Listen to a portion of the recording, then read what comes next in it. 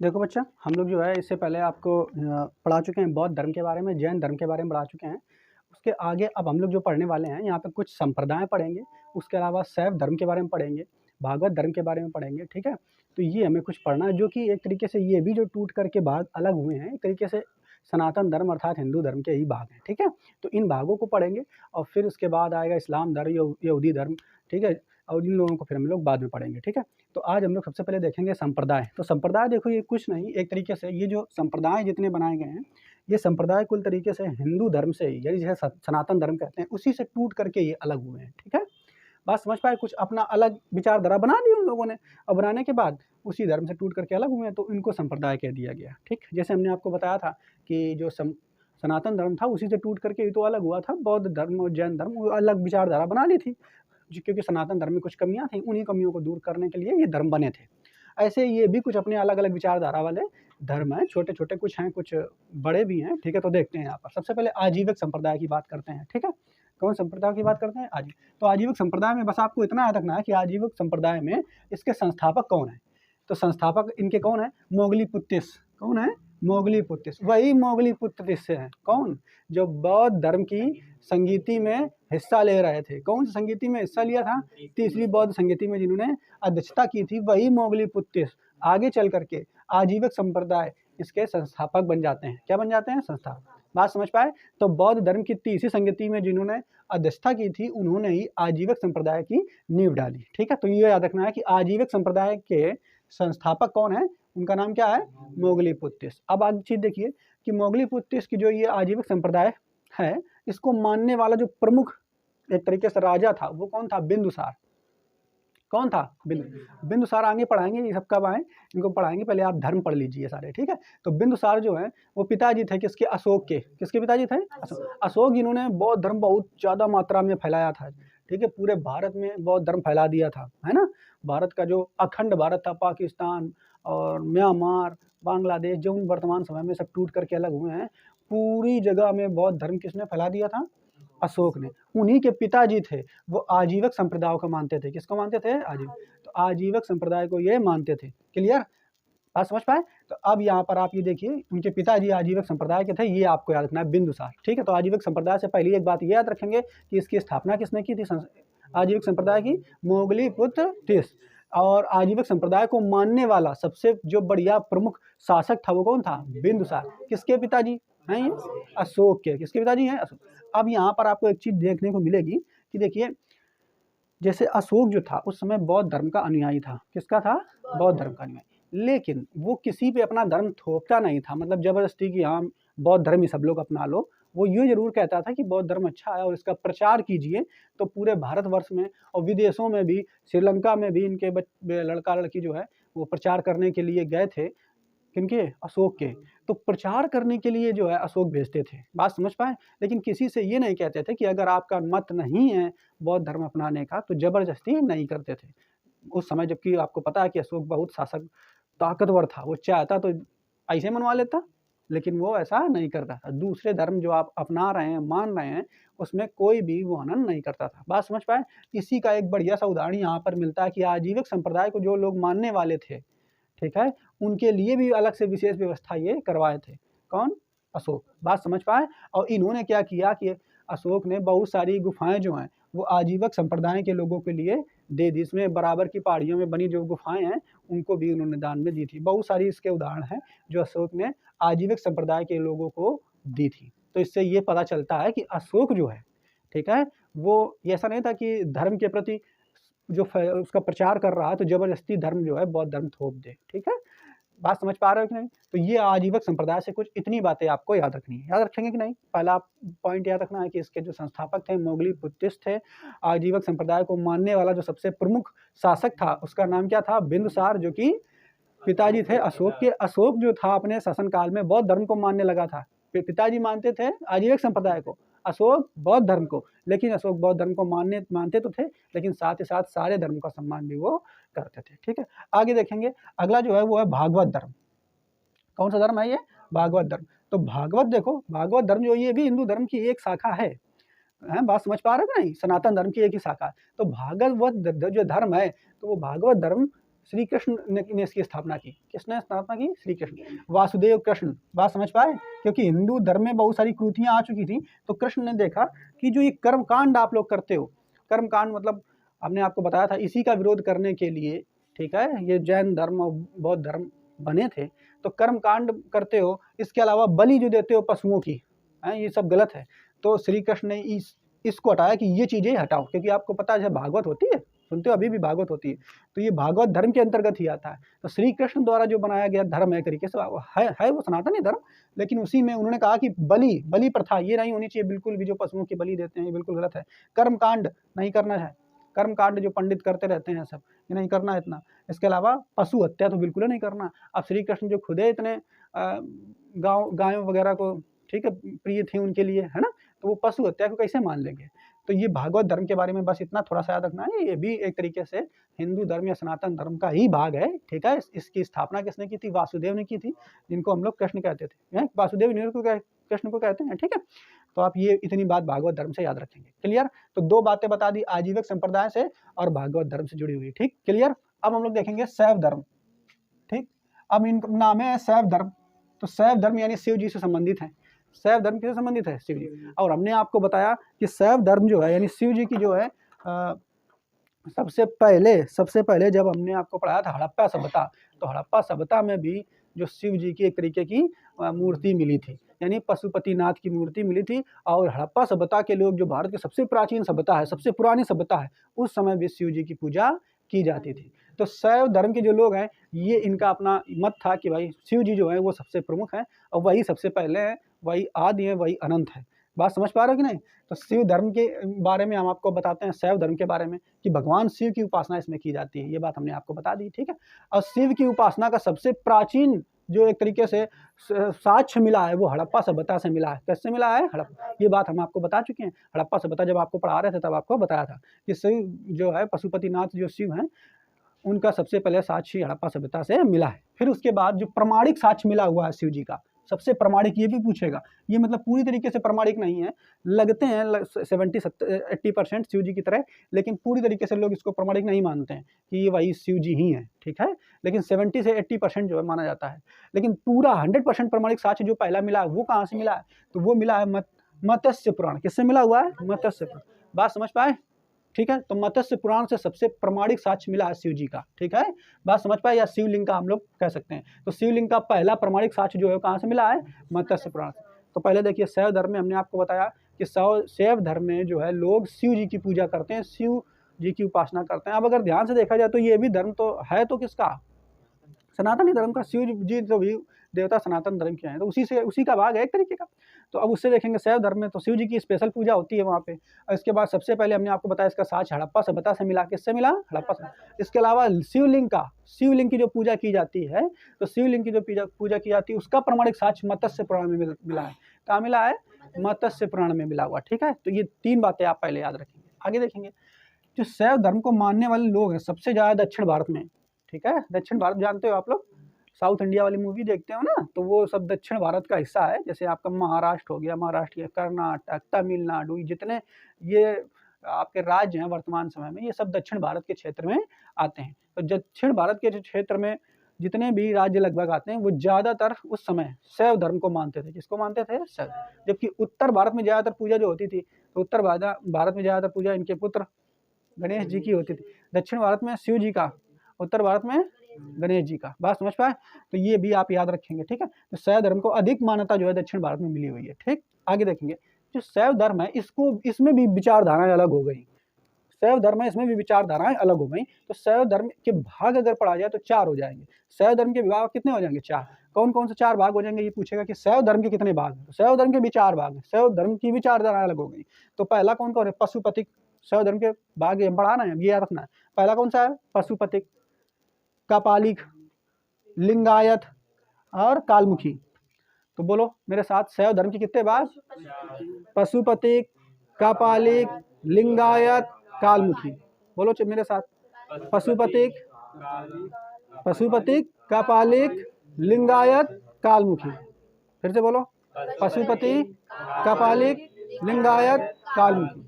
शैव धर्म के कितने भाग? 4। कौन कौन सा? पशुपतिक, कापालिक, लिंगायत, कालमुखी, याद रहेगा। ठीक है, तो 4 जो है इसके भाग टूट गए शिव धर्म के। अब 4 भाग टूट गए तो इसमें क्या क्या अंतर होगा, कुछ ना कुछ तो अंतर होगा, इसलिए टूटा। जैसे बौद्ध धर्म टूट गया था हीनयान और महायान में, है, तो उसकी कुछ ना कुछ तो बातों में अंतर आ गया था। जैसे जैन धर्म टूट गया किसमें, श्वेतांबर और दिगंबर में। ऐसे ही शैव धर्म जो है इसके भी 4 भाग हो गए, याद रहेगा कि नहीं। ठीक है, तो पहला देखो जो पशुपतिक है इसमें क्या होता है, सबसे पहले आपको ये मेन याद रखना है कि इसके इस विचारधारा के जो संस्थापक हैं वो कौन है, लकुलिस। क्या नाम है इनका, लकुलिस। तो ये याद रखना है कि इनके संस्थापक का नाम, ये जो पशुपतिक भाग है शैव धर्म की जो पशुपतिक शाखा है उसके संस्थापक जो मान्यता देने वाले जो व्यक्ति उनका नाम है लकुलिस। क्या नाम है, लकुलिस, याद रहेगा। तो शैव धर्म की जो पशुपतिक शाखा है उसके संस्थापक का नाम क्या है, लकुलिस। क्या नाम है, लकुलिस। आप कैसे याद रखेंगे, जो ये पशुपतिक शाखा है ये सबसे प्राचीन शाखा है। कैसी है ये, सबसे प्राचीन। तो पूछेगा कि शैव धर्म में जो सबसे प्राचीन भाग है, सबसे प्राचीन शाखा, उसका नाम क्या है, पशुपतिक। क्या कहते हैं, पशुपतिक। इसकी स्थापना किसने की, लकुलिस। किसने की, लकुलिस। और इसी को ही हम लोग कहते हैं पंचार्थी, पशुपतिक शाखा को ही पंचार्थी भी कहते हैं। क्या कहते हैं, पंचार्थी। तो ये 3 पॉइंट आपको याद रखना है। पशुपतिक से कितनी बातें याद रखना है तो शिव की पूजा याद ही होगी, लेकिन इसमें कुछ विशेष बातें अलग हैं। सबसे पहले एक बात याद रखना है कि पशुपतिक सबसे प्राचीन शाखा है। दूसरा, इसकी स्थापना किसने की थी, लकुलिस ने। और इसे पंचार्थी भी कहते हैं। क्या कहते हैं, पंचार्थी। क्या कहते हैं, पंचार्थी, याद रहेगा। अच्छा, आगे देखो, अगली जो शाखा है वो कपालिक। कौन सी है, कपालिक। अब कपाल माने खोपड़ी तो होता है कि नहीं। अब कपालिक है तो मतलब यहाँ पर जो है शिव जी का जो स्वरूप कौन वाला, जहाँ पर भूत ऊत के साथ चलते दिखाया जाता है, बढ़िया है, खोपड़ी लिए कहीं भूत चले आ रहे हैं, सब शैतान साथ में चले आ रहे हैं, कहते हैं कि नहीं, होता है कि नहीं, देखा होगा आप लोग। जब वो दिखाया था आप लोगों को का जागरण वगैरह दिखाया था, तो वहाँ दिखाया था शिव जी जो है अपन बारात लेके आएंगे तो साथ में भूत वगैरह चले आ रहे, भूत के साथ साथ में चले आते हैं, होता है कि नहीं। तो कपालिक। अब अगर कपालिक शाखा की बात करेंगे तो यहाँ पर आप पहले इनके पहले सबसे पहले आप याद रखेंगे कि संस्थापक का नाम क्या है, भैरव। क्या नाम है, इसीलिए जो है शिव जी को काल भैरव भी कहा जाता है। क्या कहा जाता है, काल भैरव। तो इसमें अब देखा जाए काल भैरव में बहुत सारे हाथ इनके होते हैं शिव जी के। अगर आप उनकी मूर्ति, काल भैरव की मूर्ति देखो तो उसमें बहुत सारे हाथ होते हैं और बढ़िया से एकदम जटाएं उनकी फैली हुई दिखाई देती हैं उस मूर्ति में। बात समझ पा रहे हैं, स्पेशल कैटेगरी के यहाँ पे हो जाएंगे। तो कपालिक में यहाँ पर क्या होता है, ये लोग जो थे कपालिक शैव धर्म का जो भाग है इसमें लोग ये क्या करते थे, इनको मानने वाले जो कपालिक धर्म को, शैव धर्म की जो ये शाखा है, ये लोग क्या करते थे, जो आदमी है उनकी जो खोपड़ी है, ठीक है, तो आदमी जब मर जाता था खोपड़ी जो बचती है कंकाल, तो उस कंकाल में बढ़िया अपना रख के खाना खाते थे, उसी से पानी पीते थे। बात समझ पा रहे हो कि नहीं, एकदम सागर। नागा साधु देखे हो, नागा साधु, नागा जो साधु होते हैं वो इसी भाग के हैं से बने हुए हैं। नागा साधु जो होते हैं कपालिक शाखा के ही को मानने वाले होते हैं। तो नागा साधु जो है इसी से उनकी उत्पन्न जो वो लोग हुए हैं इस शाखा से, ठीक है। तो कपालिक शाखा के जो लोग जितने भी शैव धर्म के अनुयायी थे वो क्या करते थे, जो साधु एक तरीके से होते थे, वो क्या करते थे, मानव खोपड़ी कंकाल जो होता है उसी में अपना बढ़िया खाना खाते थे और उसी से पानी पीते थे। तो ये बात याद रखना। इसके अलावा मदिरा पान भी करते हैं ये लोग, क्या करते हैं, मदिरा पान भी करते हैं। और उसके अलावा भस्म वगैरह पूरा इसे शरीर में लगा लेते हैं, सफ़ेद सफ़ेद एकदम, है। तो वो जो है शाखा जो है शैव धर्म की कौन सी है, कौन सा है, कपालिक शाखा। तो कपालिक शाखा नाम है कपाली। कपाल मतलब क्या होता है, खोपड़ी। कपाल मतलब क्या होता है, खोपड़ी। तो कपालिक शाखा के जो है वो खाना भी खोपड़ी में खाएंगे, पानी में पिएंगे उसी में। बात समझ पा रहे हो कि नहीं। और उसका सबसे बढ़िया उदाहरण कहूँ ना, नागा साधु। कौन सा उदाहरण है, नागा साधु जो है इसी भाग से आते हैं शैव धर्म के, ठीक है, क्लियर, याद रहेगा कि नहीं। तो याद रहेगा ये वाला, ठीक। इसके अलावा भस्म वगैरह लगा लेते हैं पूरे शरीर में, अस्थि भस्म पूरा लगा लेते हैं। इसी तरीके से जो कपालिक वाले लोग जो ये काम करते हैं, बिल्कुल उसी तरीके से कालमुखी जो भाग है, कालमुखी, वो भी ऐसे यही काम करते हैं। ये भी नरों की खोपड़ी में खाना खाएंगे, अपना पानी पिएंगे, भस्म लगाएंगे, और वही काम ये लोग भी करते हैं। तो कपालिक और कालमुखी, का से दोनों है ना, कालमुखी और कपालिक, कालमुखी और कपालिक दोनों एक जैसा काम करते हैं लगभग, ठीक है।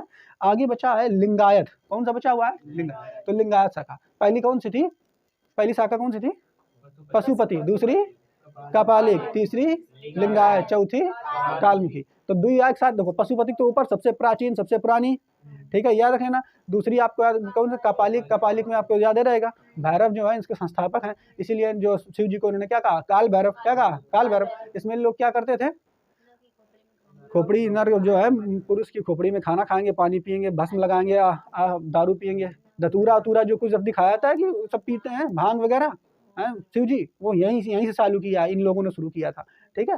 और यहाँ से अगर चलेंगे नीचे आएंगे, देखो इधर कालमुखी, तो कालमुखी भी यही काम करते हैं जो कि कपालिक वाले करते हैं। अब आगे देखो लिंगायत समूह। लिंगायत भाग एमा देखो क्या रखना है। इस जो लिंगायत समूह के जो मानने वाले लोग हैं, सबसे ज़्यादा विकास इनका कर्नाटक में हुआ। कर्नाटक वर्तमान समय में आप समझते हो राज्य भारत का, तो कर्नाटक में सबसे ज़्यादा लिंगायत समूह को मानने वाले लोग हैं। ठीक है, बात समझ पाए, क्लियर। इसके अलावा इनको जंगम भी कहते हैं। क्या कहते हैं? जंगम। इनको जैसे यहाँ पर क्या कहा गया था, इसको पंचार्थी पशुपति को क्या कहा गया था, ऐसे ही लिंगायत समूह को क्या कहा गया है? जंगम। अब यहाँ पर आपको याद रखना, देखो मेन पॉइंट यहाँ पे क्या रखना है कि लिंगायत समूह के जो लोग हैं, ठीक है, इनकी स्थापना किसने की? तो अल्लभ प्रभु। किसने की? अल्लभ प्रभु। और दूसरा कौन है? बासव। अल्लभ प्रभु और बासव, दोनों याद रखना नाम, अल्लभ प्रभु और बासव। अल्लभ प्रभु और बासव किसकी, कौन ने भाग की स्थापना की? लिंगायत समूह। लिंगायत समूह की स्थापना अल्लभ प्रभु बासव, अल्लभ प्रभु और बासव, याद रहेगा, अल्लभ प्रभु और बासव। और पहला जो पशुपति नाथ वाला है, उसकी स्थापना की पशुपति है, पंचार्थी तो नाम है उसका, लव कुलिस। तुम लोग तो लव कुलिस पहला था जिसकी इन्होंने स्थापना की थी। ठीक है, अब बाकी लिंगायत वाला क्या रखना? वल्लभ प्रभु। क्या नाम है? वल्लभ प्रभु, याद रहेगा कि नहीं? वल्लभ प्रभु आप याद रखिए। इसमें सबसे ज्यादा विकास कहाँ हुआ है? कर्नाटक। इसे जंगम भी कहते हैं। अब एक चीज देखिए, ये लोग क्या करते थे? ये भी शिव की पूजा करते हैं, लेकिन ये इनका एक अलग कैटेगरी हो गई। इन्होंने क्या कहा, लिंगायत समूह वालों ने कहा कि हम लोग जो शव है इसको जलाएंगे नहीं, क्योंकि हिंदू धर्म के हिसाब से जो शव है वो जलाया जाता है। अंतिम संस्कार जब किया था तो जलाया जाता है ना। इन्होंने कहा हम लोग शव को जलाएंगे नहीं। कौन समूह वाले? लिंगायत समूह वाले। शव को जलाएंगे नहीं, शव को गाड़ेंगे। बात समझ पाए? तो इनकी विचारधारा यहाँ से अलग हो गई। देखो लिखा हुआ कि नहीं, हम लोग जलाएंगे नहीं, शव को क्या करेंगे? गाड़ेंगे, दफनाएंगे। बात समझ पाए? तो ये बात भी आपको याद रखना है। चलिए, याद रहेगा कि नहीं? याद रहेगा। तीनों भागों को याद कर लो एक बार, फिर से हम बोल लेते हैं। एक चीज और देखो, आपसे कोई पूछ दे कि शैव धर्म के जो शैव धर्म के भाग हैं, क्या यहाँ पे जिक्र है इनका, तो वामन पुराण जो है, कौन सी पुराण है? वामन पुराण में इन 4 भागों का जिक्र मिलता है। शैव धर्म के इन 4 भागों का जिक्र किसमें मिलता है? वामन पुराण में। किसमें मिलता है? तो शैव धर्म के 4 भाग हैं। किसमें बात ये मिलती है? वामन पुराण में। कौन कौन से 4 भाग हैं? बोलो फटाफट। पशुपतिक, कपाली, लिंगायत और कालमुखी। पशुपतिक सबसे पुरानी है। पशुपति का दूसरा नाम पंचार्थी। इसके सबसे पहले जो लकुलिस जो है वो कौन है? संस्थापक कह देंगे। ठीक है, ये याद रखेंगे। दूसरे नंबर पर कौन से बताया था? कपालिक। कपालिक के संस्थापक भैरव। ठीक है, ये जो शिव जी का क्या नाम रख दिया? काल भैरव। क्या नाम? ये लोग क्या करते हैं? नर की खोपड़ी वगैरह में खाना पिएंगे, खाना खाएंगे अपना बढ़िया से हैं। इसके अलावा और क्या करते हैं? भस्म वगैरह लगाते हैं। क्या लगाते हैं? भस्म वगैरह लगाते हैं। धतूरा, मदिरा पान ये सब करते हैं। नागा साधु जो है इसी का कापालिक साधु होते हैं एक तरीके से। नागा साधु किसका उदाहरण है? कापाल। इसी तरीके से होता है कालमुखी। क्या होता है? कालमुखी। तो ये समाप्त हो गया। अब बचा कौन? लिंगायत। तो लिंगायत का संस्थापक वल्लभ प्रभु और वारवी और वासव है ना, सॉरी वासव।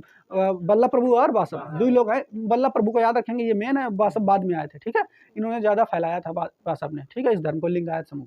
ये ज्यादातर कहाँ चलता है? कर्नाटक में। कहाँ चलता है? कर्नाटक। ये लोग क्या करते हैं? शिव जी की उपासना करते हैं, परंतु क्या करते हैं? जो शव है उसको जलाते नहीं है, दफनाते हैं। ये बात याद रखेंगे। एक चीज और आपको यहाँ से बता दें कि ये लोग जो है अलग धर्म का मांग कर दिए। कर्नाटक में कहने लगे कि हमारा धर्म है, बिल्कुल अलग कर दो। है ये हिंदू धर्म का, लेकिन ये कर्नाटक में इनको मान्यता मिल चुकी है, लिंगायत धर्म।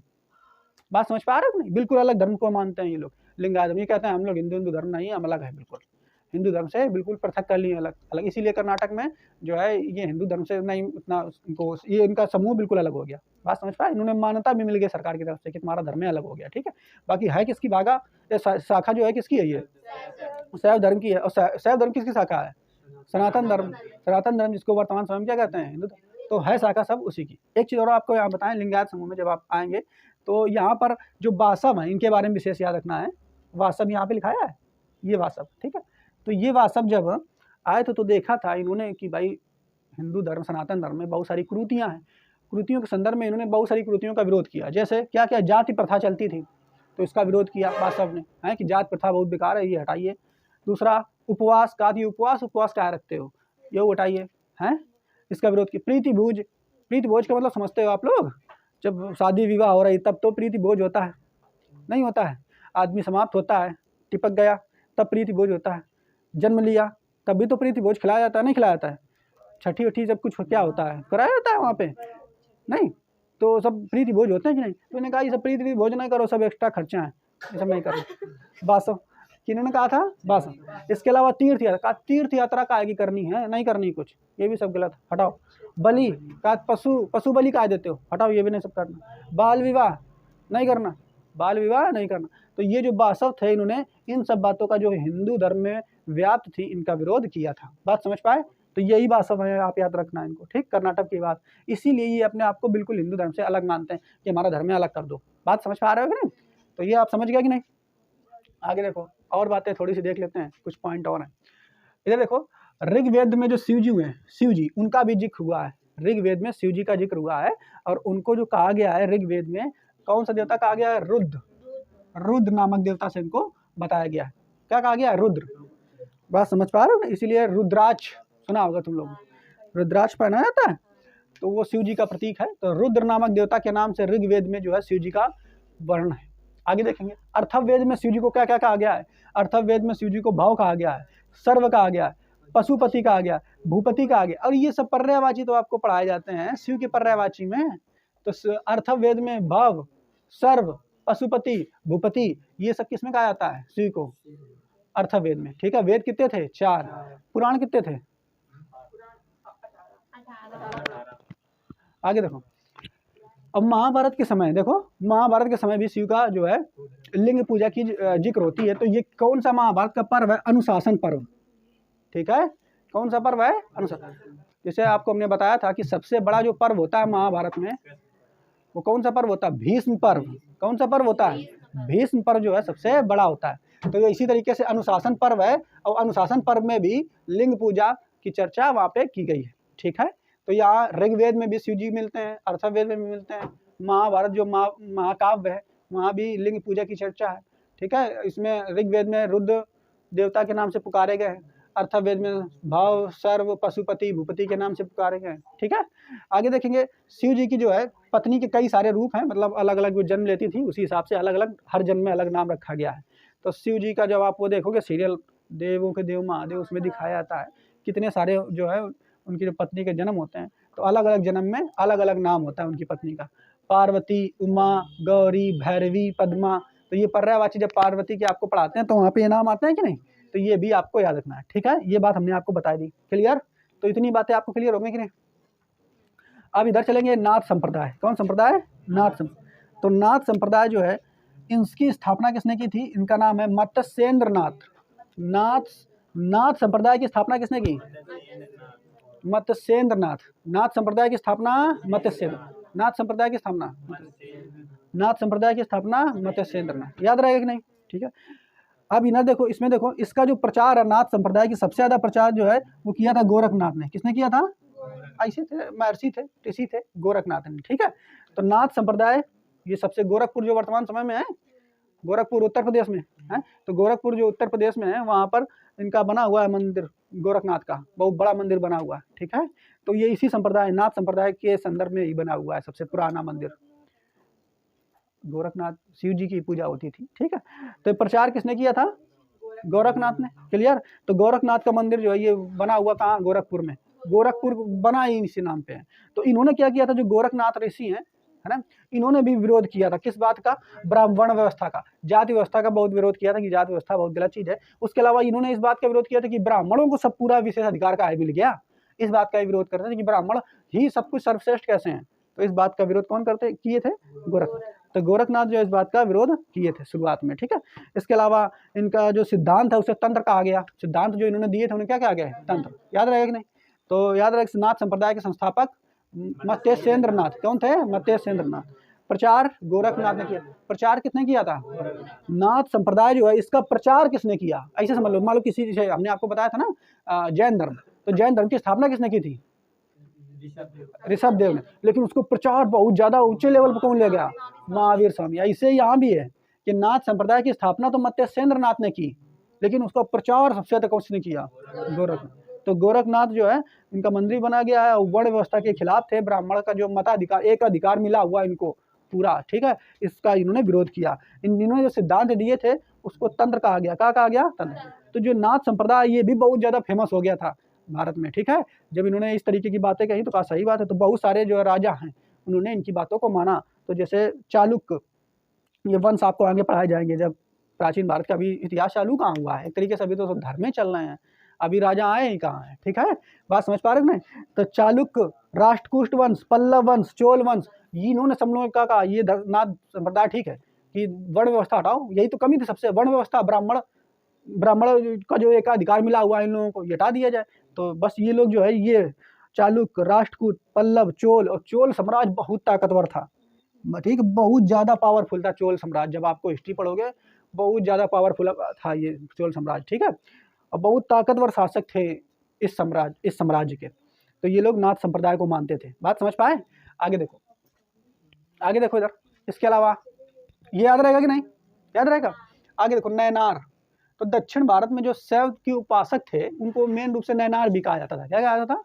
नैनार। क्या कहा जाता था? नैनार, ठीक है। अब पल्लव काल में, पल्लव काल इसे यहाँ पे लिखा है ना, पल्लव काल नहीं लिखा है इसमें, लिखा, तो पल्लव काल में जो है नैनार जो है शाखा, इसका बहुत ज़्यादा शैव धर्म का प्रचार हुआ था, ठीक है। तो नैनार शाखा को जो प्रचार करने वाले थे साधु, वो 63 थे। कितने थे? 63 या 62-63 लिख देता है, ये आपको याद रखना। इसमें से प्रमुख जो साधु हैं उनका नाम क्या है? अपार, तिरुगान, अपार और तिरुगान। तो आपको याद रखना है, इसे शैव धर्म को प्रचारित करने वाले जो साधु थे वो 63 साधु थे, और उनको नैनार भी कहते थे। क्या कहते थे? नैनार। तो या ये कह सकते हैं शैव धर्म को मानने वालों को नैनार कहते हैं। दक्षिण भारत में याद रखना, उत्तर भारत में नैनार नहीं कहते हैं, दक्षिण भारत में, ठीक है। तो ये बात भी आप याद रखेंगे नहीं? क्लियर?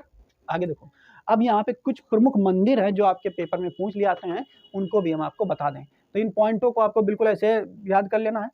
कुछ एक कैलाश मंदिर है, तो कैलाश मंदिर आपको पता है कि जो गुफा है, गुफा बनी हुई है, ठीक है, एलोरा की गुफाएं महाराष्ट्र में बनी हुई हैं, और उसमें एलोरा की गुफाओं में पता है बच्चा, आपको पता है जैन धर्म के भी चीज़ें बनी हुई हैं, बौद्ध धर्म की चीज़ें भी बनी हुई हैं, और हिंदू धर्म से जुड़ी हुई चीज़ें भी बनी हुई हैं। ये मंदिर बहुत सारे बने हुए हैं, बौद्ध धर्म से जुड़े हुए हैं, बुद्ध भगवान की जो प्रतिमाएं हैं, कहीं लेटी हुई प्रतिमा बनी है, कहीं खड़ी हुई प्रतिमा बनी है, ऐसे हिंदू धर्म की गुफाएं हैं उसमें, और उन गुफाओं में, ठीक है, 1 से लेकर के 13-14 तक शायद है, क्लियर। और फिर उसके बाद बौद्ध धर्म की है, फिर सबसे लास्ट में जैन धर्म की, ठीक है। तो इस तरीके से पत्थरों को काट करके ये गुफाएं बनाई गई थी, और उसमें ही पत्थरों को काट करके इन मंदिरों को निर्माण किया गया था। तो ये जो एलोरा की गुफा में है, इसमें सबसे जो फेमस मंदिर है वो कैलाश मंदिर है। कौन सा मंदिर है?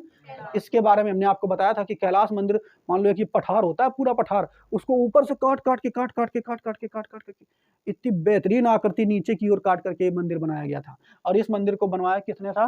राष्ट्रकूट शासकों के द्वारा ये बनाया गया था। हमने आपको बताया भी था कि इसमें बहुत सारे कारीगर, लगभग 2000 से ज़्यादा लोग जो है लगातार लगे रहे थे बनाने में इसको, ठीक है। और कई साल में ये बन करके तैयार हुआ था मंदिर। बात समझ पा रहे कि नहीं? जिसको औरंगजेब ने तोड़ने का प्रयास किया था, ठीक है, इस मंदिर को तोड़ने का प्रयास किया था, लेकिन तोड़ नहीं पाए। औरंगजेब ने भेज दिया था अपने सैनिकों को कि जाओ तोड़ो जाके। इतना भव्य मंदिर कैसे बन गया, कैसे बना सकते हैं लोग? तो तोड़ने का प्रयास किया था, लेकिन वो तोड़ नहीं पाए। आए बात समझ में कि नहीं? क्लियर? तो ये है कैलाश मंदिर, आपको याद रखना, एलोरा की गुफा में है, और राष्ट्रकूट शासकों के द्वारा इसका निर्माण किया गया था, महाराष्ट्र में है वर्तमान समय में। आगे देखो, अगला मंदिर जो है इसको भी याद रखना, ये भी पूछ लिया जाता है, राजराजेश्वर शैव मंदिर, ठीक है, राजराजेश्वर शैव मंदिर, ठीक है, राजराजेश्वर शैव मंदिर। तो देखो, जो भारत में बेहतरीन मंदिर और वास्तुकला आपको देखने को मिलती है ना, वो सब इसी समय की है। बात समझ पाइए? काल चल रहा है, कोई शैव धर्म के उपासक है, कोई अभी आप यहाँ पे देखेंगे भागवत धर्म के उपासक, तो ये सब इसी समय की चल रही है। उसी समय से सब दक्षिण भारत में इतने बेहतरीन जो मंदिर मिलते हैं, वो इसी समय से सब आ रहे हैं, बने थे। बात समझ पाए? इतने बड़े बड़े शासक जो थे, ये चालुक्य, राष्ट्रकूट, पल्लव, चोल, चालुक्य है, ये सब इसी समय के थे। और इसी को इतिहास से, प्राचीन इतिहास से इनको लोगों को कम पढ़ाया जाता है, लेकिन अब जो है सब पढ़ाया जाएगा आप लोगों को। तो राजराजेश्वर शैव मंदिर जो है, इसका निर्माण चोल शासकों ने कराया था। ये पूछ लेता है, बहुत बार क्वेश्चन पूछा गया है कि राजराजेश्वर शैव मंदिर जो है, इसका निर्माण किसने कराया था। हालांकि ऐसे इसका ये नाम नहीं दिया है, जो दूसरा नाम है जिसका नाम क्या है, बृहदीश्वर मंदिर। ये बहुत बार पूछा गया कि बृहदीश्वर मंदिर जो है, इसका निर्माण किसने कराया था? चोल शासकों ने। किसने करवाया था? तो बृहदीश्वर मंदिर जो है चोल शासकों ने करवाया था। चोल शासक में किसने करवाया था? राजराज प्रथम। ये क्वेश्चन एनटीपीसी में आया था, जो रेलवे की परीक्षा होती है, कई बार पूछा गया रेलवे में ये क्वेश्चन, ठीक है। तो बृहदीश्वर मंदिर या फिर राजराजेश्वर, ठीक है, न तो राजराज तो नामे से ही हो जाएगा, इसीलिए राजराज नाम नहीं देता है, कि तुम क्लियर कर लोगे वहाँ, तो ये नंबर देता है बृहदीश्वर मंदिर। तो बृहदीश्वर मंदिर जो है वो किसने बनाया? राजराज प्रथम, चोल शासक थे ये, ठीक है। आगे देखो, पशुपतिनाथ मंदिर। तो पशुपतिनाथ यही भगवान शिव के का मंदिर है, ठीक है। तो पशुपतिनाथ मंदिर जो है ये है कहाँ? नेपाल में है। कहाँ में है? नेपाल में। कहाँ? काठमांडू। नेपाल की राजधानी काठमांडू, वहीं पे है, ठीक है। नेपाल शुरू का जो धर्म था ये एक तरीके से हिंदू धर्म को मानने वाला था, लेकिन आगे जैसे वहाँ पे 2016 के बाद इसको भी क्या कर दिया गया, जैसा भारत देश है वैसा ही बना दिया गया। बात समझ पाया कि इस देश का भी कोई भी धर्म नहीं होगा। बात समझ पा रहे हो कि नहीं? आगे देखो, तो नेपाल काठमांडू में है, कौन नदी किनारे है, बागमती नदी के किनारे है। किस गांव में मंदिर बना हुआ है? देवपाटन। तो देवपाटन गांव में है, बागमती नदी के किनारे है। कहाँ पे बना है? नेपाल काठमांडू में। कौन सा मंदिर? पशुपतिनाथ का मंदिर। और वही पशुपतिनाथ मंदिर, वही पशुपति शिव जी का सबसे पुराना रूप, ठीक है, तो वहाँ पे बना हुआ है। क्लियर? और यहाँ पे माना जाता है कि पशुपतिनाथ जी का यहाँ पे निवास है, निवास स्थल माना जाता है। और इस मंदिर को यूनेस्को में भी शामिल किया गया 1979 में। बात समझ पाए? यूनेस्को क्या होता है वो आपको जानते हो, ठीक है। आगे देखो, ये कौन सी वास्तुकला का बना हुआ? तो पैगोडा। ये बहुत बड़ा प्रश्न पूछा गया है कि पशुपतिनाथ मंदिर जो है किस वास्तुकला में बना हुआ है? पैगोडा। कौन से बना हुआ है? तो इतनी बातें आपको याद रखनी है, ठीक है। कल हम लोग कौन सा धर्म पढ़ेंगे? वैष्णव धर्म पढ़ेंगे। कौन सा पढ़ेंगे? वैष्णव धर्म पढ़ेंगे। फिर इस्लाम धर्म आएगा, फिर ईसाई धर्म आएगा, यहूदी धर्म आएगा। उन लोगों को पढ़ेंगे, सारे धर्म समाप्त हो जाएंगे, ठीक है। फिर शुरू होगा हमारा क्या? महाजनपद काल। महाजनपद काल के बाद फिर मगध साम्राज्य के बारे में, फिर राजाओं के बारे में कहानियाँ शुरू होंगी। तो आज के लिए इतना ही, बाकी कल हम लोग पढ़ेंगे फिर, ठीक।